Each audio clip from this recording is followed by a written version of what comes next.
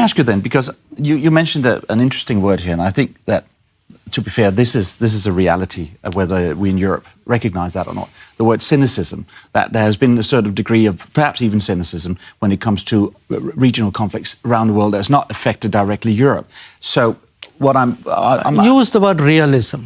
Realism, cynicism, but the fact that you're capable of looking at other interests than just the fact that, for instance, that a country has been invaded. Well, is there interest to us that differs from the values perspective? But what I want to ask you is, do you see a world coming now, in the years ahead, where that kind of, and you may use another word than cynicism, realism, where that kind of cynicism, my word, will be sort of play a larger role in how we intervene with each other, how we, are with each other as countries?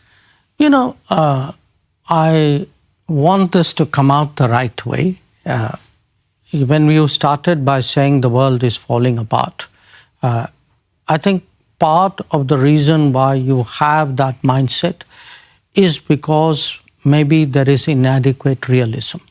That what, in the case of Europe, to be very honest, you had found a sweet spot where largely security concerns were taken care of through the American relationship.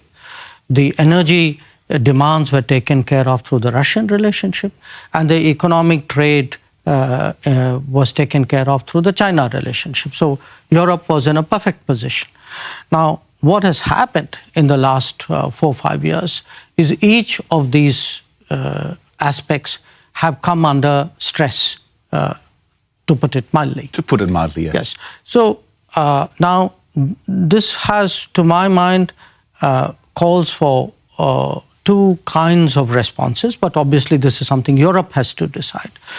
On the one hand, obviously, Europe has to be strategically more self-reliant or more autonomous, or be much more multipolar in its thinking.